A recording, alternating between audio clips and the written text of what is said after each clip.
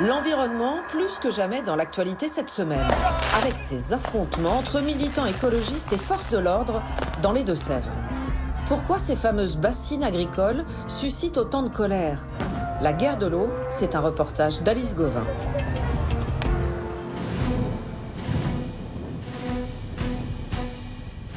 Ce matin, Jean-Jacques Guillet et Patrick Picot partent en mission de reconnaissance. Les deux militants écologistes ont affrété, à leurs frais, un petit avion. 50-55, rotation. C'est bon pour tout le monde? Oui. Alors on est parti. Dans leur viseur, ces retenues d'eau artificielles qui fleurissent dans nos campagnes. Des réserves géantes, construites par les agriculteurs pour stocker l'eau et irriguer leurs champs. Est-ce qu'elle est celle qui est dans la forêt là? Bah, y en a une petite là-bas là. Ah ici, Olivier. Ah ouais, bien vu. Tu vas en avoir une à droite tout de suite là. Enfin, la couleur de l'eau a pas l'air terrible. Elle est pleine jusqu'à la gueule, hein. Tu peux faire des photos, Jean-Jacques là? Ah ben, je fais que ça. Ah. S'ils les traquent, c'est que ces retenues d'eau entre la Charente-Maritime et les Deux-Sèvres ont été creusées en toute illégalité. On va la laisser à droite, celle-ci? Ouais. On va faire l'autre là-bas. Celle-ci aussi est bien pleine, dis donc. C'est pas les pluies de ces derniers jours qui l'ont remplie. Les deux militants soupçonnent aussi les agriculteurs d'avoir pompé frauduleusement dans les nappes phréatiques. Allez, c'est tout bon. Retour à la maison. Allez, retour maison. Leur cliché, ils les destinent à la justice pour attaquer les paysans fautifs devant les tribunaux.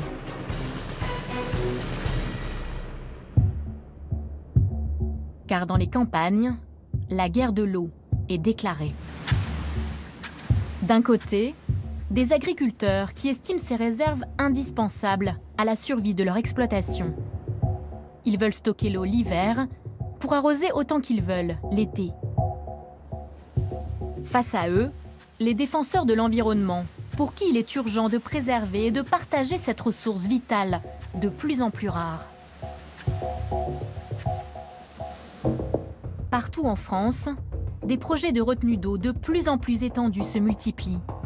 Et des batailles aussi, parfois violentes. Dans les Deux-Sèvres, Jacky Mesmin est persuadé d'avoir été victime d'opposants à l'irrigation. Un dimanche de septembre 2020, il a retrouvé sa rampe d'arrosage vandalisée. Ils l'ont poussée pour la renverser une première fois. Et après, une fois qu'elle a été renversée, ils se sont attaqués au châssis. Ça a été tapé à ce niveau-là. L'acte était vraiment de détruire toute cette partie-là. C'est l'acharnement moi, qui me choque le plus. Donc elle a été détruite avec ce matériel-là. C'est un télescopique, c'est un engin de levage qu'on trouve à peu près dans toutes les fermes dans notre secteur. Il a été dérobé à quelques centaines de mètres d'ici, dans une chèvrerie. Jacky Mesmin avait monté lui-même sa rampe, juste avant l'été.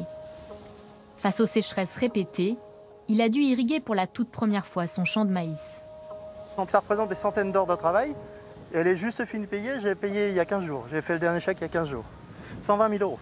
On fait notre travail du mieux qu'on peut. Sans prendre un autre matériel comme ça, c'est navrant. Il n'y a même pas de terme, c'est honteux, c'est honteux. La même nuit, son voisin a lui aussi subi des dégradations de son matériel d'irrigation. La gendarmerie a ouvert une enquête. Heureusement pour Jacky Mesmin, il venait juste de moissonner. Il a eu le temps de mettre ses céréales à l'abri sur l'exploitation familiale. Ça, c'est l'ancien maïs, le stock de l'an dernier.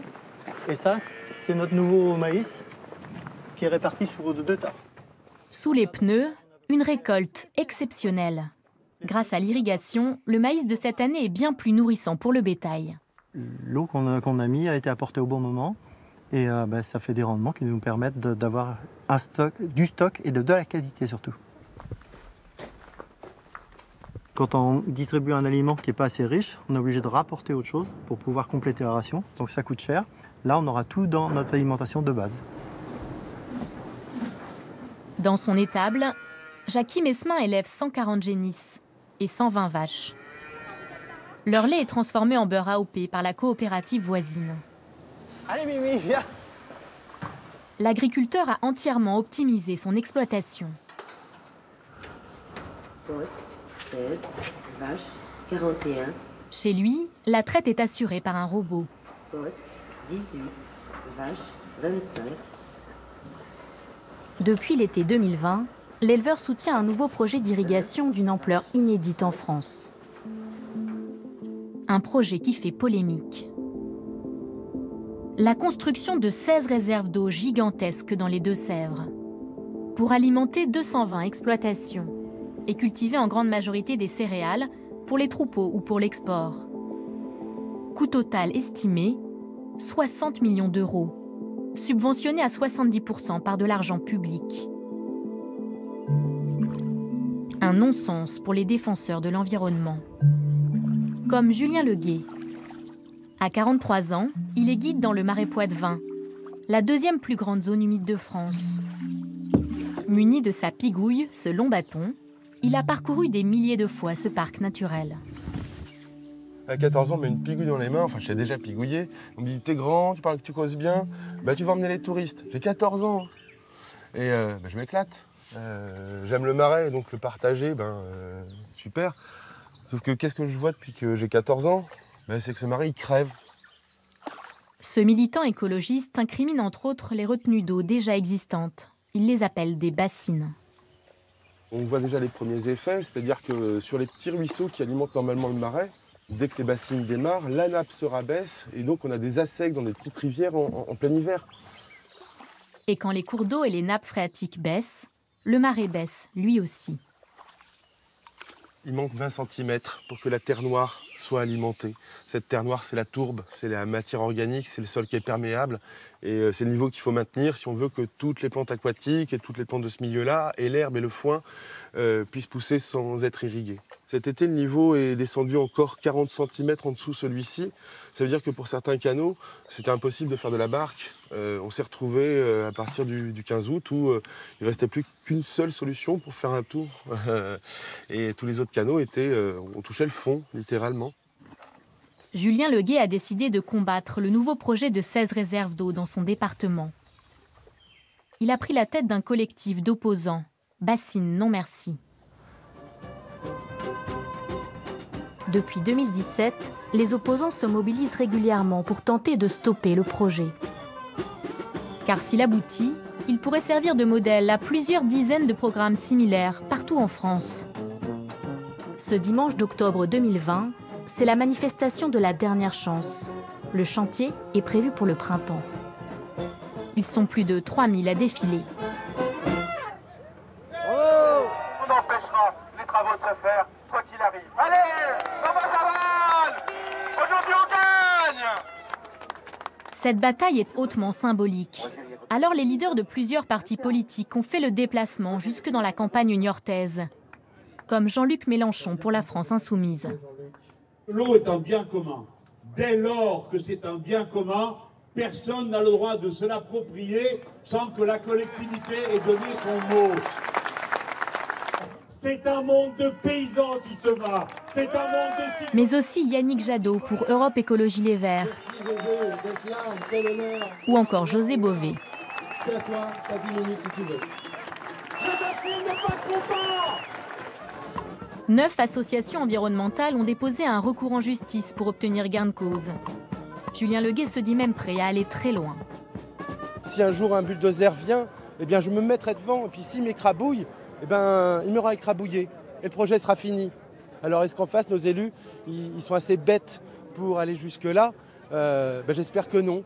Mais en tout cas, qu'il n'ait aucun doute sur notre détermination et sur notre volonté forte et farouche de préserver notre marais, de préserver nos rivières. Et à travers cette lutte, l'ensemble des rivières et des marais de France, puisque quand on se bat pour le marais contre ces bassines-là, c'est aussi pour ne pas les voir se généraliser à l'ensemble du territoire français. Cette fois, la manifestation se termine bien. Mais la lutte des anti-bassines est surveillée de près par les autorités. Car en France, la guerre de l'eau a déjà fait un mort.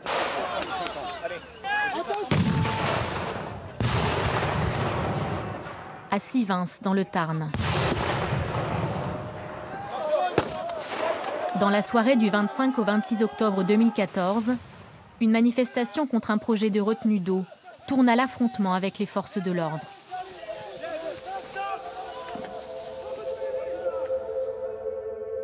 Rémi Fraisse, un militant écologiste de 21 ans, est tué par une grenade offensive lancée par un gendarme. Après le drame, l'État interdit la construction de la retenue de Sivens. Dans le sud-ouest, l'abandon de ce projet a exaspéré les irrigants. Alors, près d'Agen, ils ont décidé de s'affranchir de la loi en construisant une réserve sans aucune autorisation. Le lac de Caussade. 920 000 mètres cubes d'eau.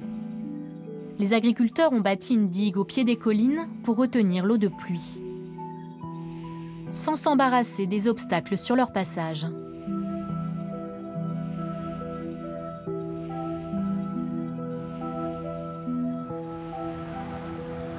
C'était un projet de longue date de la Chambre d'agriculture du Lot-et-Garonne, supervisé par son vice-président Patrick Franquin, gros producteur local de pruneaux et de céréales.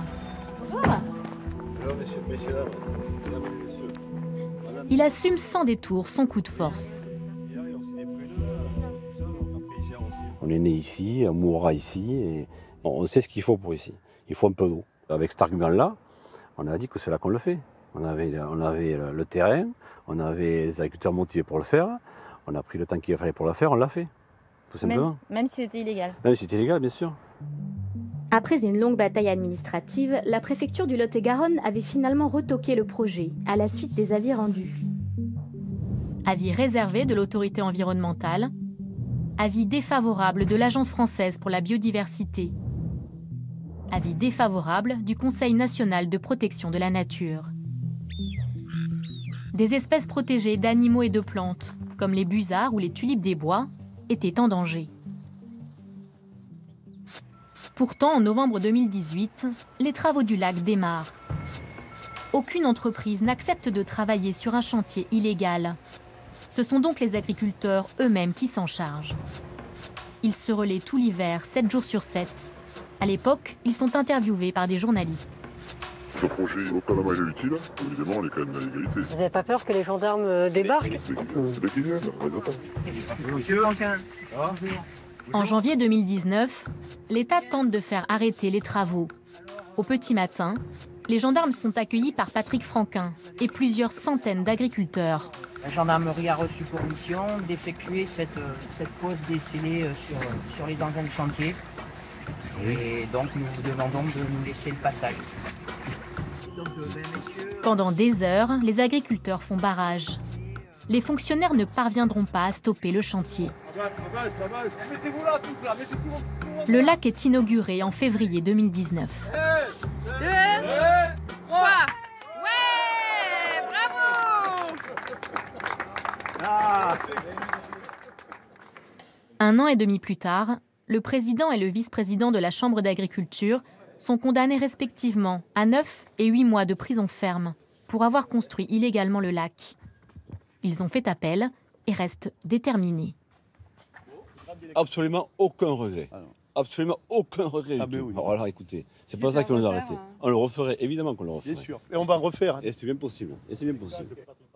Aujourd'hui encore, le vice-président de la Chambre d'agriculture estime avoir fait le bon choix. L'essentiel est fait. Le lac il a été fait, il s'est rempli. Les agriculteurs l'ont utilisé, ils ont sauvé leur récolte cet été. Économiquement, ils font face. Voilà, ils sont moins inquiets, et ainsi de suite. Localement, quand les agriculteurs gagnent leur vie localement, ça profite à l'économie locale. Les agriculteurs ont toujours le même argument choc. La survie du monde paysan dépendrait de ces retenues d'eau. Le lac de Caussade bénéficie à 21 exploitations agricoles, dont celle de Christophe Vazignac et de son voisin Erwan Fulbert. Bon, alors ça pousse colza? Eh bien oui. Tu mets combien en eau là?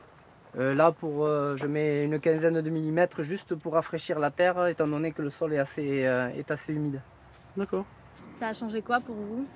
Avec l'eau, franchement, de suite, ça change la vie, quoi. Ça change la vie. Vous avez eu des années difficiles avant? Ouais, on a eu 2 années un peu compliquées, ouais. Une année séchante, ouais. Et vous avez craint pour votre exploitation ou ça n'était pas à ce point-là? Financièrement? Ouais. Peut-être pas en craindre, mais c'était ric-rac, quoi. On travaille pour rien quand c'est comme ça. Christophe Vazignac a même pu agrandir sa surface de maïs de 35% et planter du colza. 2 céréales rémunératrices, mais très gourmandes en eau. Il y a des toutes nouvelles pousses qui finissent d'apparaître, ici, ici. Donc ce sont des pieds de colza qui viennent de naître grâce à l'arrosage de cette nuit, quoi. Il produit du colza semence, des graines qui seront revendues ensuite en France et à l'étranger par un grand groupe allemand. Ces contrats de colza semence, on ne peut les avoir que si on a de l'eau. Parce que c'est une culture qui se plante au mois de septembre, fin août, début septembre. Et s'il n'y a pas d'eau pour la faire naître, on ne peut pas avoir ces contrats. Ça vous permet d'avoir une meilleure rentabilité? Ça peut doubler nos revenus à l'hectare. Par rapport à du colza conventionnel, ça peut doubler voire tripler les rentrées d'argent à l'hectare. Lionel Feuillas fait partie des défenseurs de l'environnement qui ont déposé plusieurs recours en justice contre la retenue d'eau illégale. Il nous emmène à l'arrière du site. Avant, ils avaient des guetteurs. Donc ils surveillaient effectivement la fréquentation. Des guetteurs dans les fermes voisines? Oui, ils avaient même des gens qui étaient postés sur les routes et autres. Oui. Là, il n'y a personne. On peut y aller. Donc là, vous ne vous approchez pas plus que ça. Normalement, vous ne venez pas autour du lac de Caussade. Je ne vais pas sur la digue, je ne vais pas, je dirais, sur la partie qui est proche du village, parce que je sais que je ne suis pas le bienvenu. Qu'est-ce qui pourrait se passer? Nous avons été menacés de mort, on nous a menacés de nous noyer au fond du lac. Donc voilà, je ne pense pas que ça aille jusqu'à la réalisation de ces menaces, mais vous savez, dans ce genre de choses, vous n'êtes pas à l'abri d'une personne un peu excitée qui peut prendre les choses au pied de la lettre. Le militant se dit très inquiet, car si le lac de Caussade n'est pas détruit, cela pourrait créer, selon lui, un dangereux précédent. Quand effectivement on voit que l'État n'est pas capable de faire respecter ses arrêtés, je vais rester poli. Mais ça fait mal. Cet ouvrage, c'est aussi quelque part un peu une jurisprudence en France. C'est-à-dire que si vous êtes là d'ailleurs, c'est parce qu'on parle de ce dossier, y compris dans les ministères.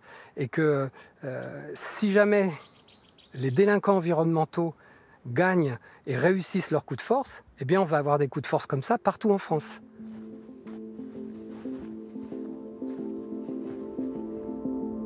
Nous retournons dans les Deux-Sèvres, près du marais Poitevin, là où le projet de 16 nouvelles réserves fait polémique. Ici, l'État tente de réconcilier écologistes et agriculteurs sur la question de l'eau. Pour la première fois en France, la préfecture a réuni autour d'une même table les élus locaux, les irrigants, la chambre d'agriculture et certaines associations environnementales. Ensemble, ils ont rédigé un protocole d'accord inédit.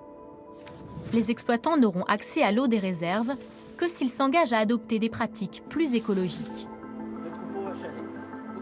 Mais sont-ils prêts à changer? Ce jour-là, Jean-François, Didier et Benjamin reçoivent la visite d'un ingénieur agronome. Au niveau de la paille, il n'y a pas trop de poussière, pas trop de... Non, tout est fait manuellement, donc on n'a pas de pailleuse mécanique. Pour profiter du nouveau protocole, ils doivent se soumettre à un diagnostic complet de leur exploitation. Avec une alimentation garantie sans OGM. Là, c'est la blonde d'Aquitaine. Ici, ils élèvent 175 vaches. Ils cultivent également du blé pour une grande marque de biscuits. En les questionnant, l'ingénieur essaie de mieux comprendre comment ils travaillent. Donc l'exploitation n'est pas engagée en bio. Est-ce que c'est des choses pareil en réflexion ou c'est sur du temps long? Comment vous voyez ça? On ne peut pas dire qu'on est en réflexion. Non. Il va alors leur expliquer le contrat à respecter pour avoir accès à l'eau. Donc en fait, ça se présentera comme ça. Donc on a des engagements individuels de l'exploitation agricole. Réduire l'utilisation des pesticides, changer leurs pratiques en favorisant les prairies naturelles ou en diversifiant leur production, prendre des mesures en faveur de la biodiversité, comme planter des haies pour faire revenir les oiseaux et les insectes. Est-ce que c'est facile de se dire qu'on va devoir adapter sa façon de cultiver avec des engagements qui ne sont pas ceux qu'on aurait pris de nous-mêmes? C'est le fait de remettre en cause des pratiques, c'est pas forcément mauvais parce que il faut aussi s'adapter et évoluer avec l'actualité du moment. Donc ça, on sait le faire. Mais pour autant, on le fait pas en tournant une page ou d'un clic sur un ordinateur. Donc nous, il faut revoir des fois toute une stratégie d'équipement matériel. Voilà, c'est toute une résonance économique qu'il y a derrière avec des réadaptations qui peuvent être lourdes de conséquences si on modifie l'outil trop rapidement. Pour les agriculteurs, ces mesures semblent trop contraignantes. Pour les opposants au projet, au contraire, elles ne vont pas assez loin.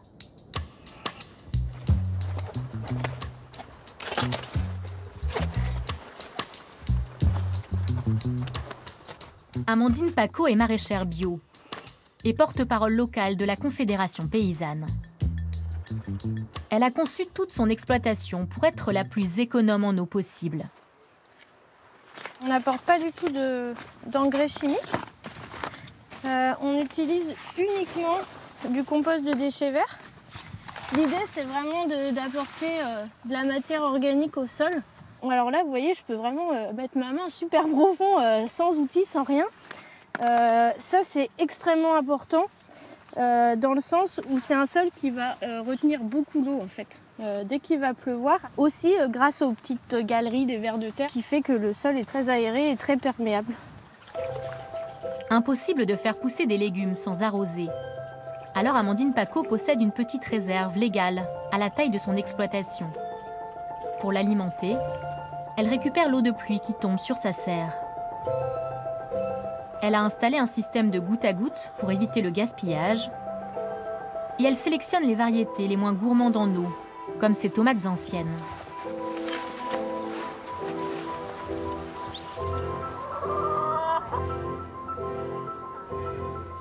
Son voisin Sébastien, lui, n'irrigue pas du tout ses plants de sarrasin. C'est ce qui est intéressant justement pour la production, c'est qu'il prend l'eau au moment où il y en a. Tous les deux savent qu'une autre façon de cultiver est possible. Tu le goûtes là? On sent bien quand même le goût du sarrasin. Le goût de la crêpe. Face à l'urgence climatique, le protocole est pour Amandine Pacaud une occasion manquée. On est parti dans le mauvais sens en fait. On s'est dit aujourd'hui il y a des gens, des paysans, des agriculteurs qui ont besoin d'eau, l'eau se raréfie, donc il faut qu'on trouve une solution pour avoir toujours autant d'eau, voire plus.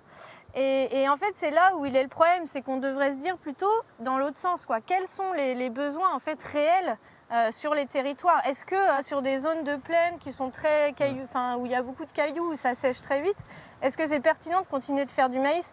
En fait, l'idée, ça aurait été ça le plus intelligent, c'est de se dire quel usage on veut pour l'eau, quelle agriculture, alors quelle production, hein, même, on peut aller plus loin. Quand on met autant d'argent public dans des projets comme celui des bassines, c'est de l'argent public qui pourrait servir à accompagner directement les paysans. En 10 ans, je pense qu'on peut vraiment accompagner au changement et que c'est la clé de notre avenir, quoi.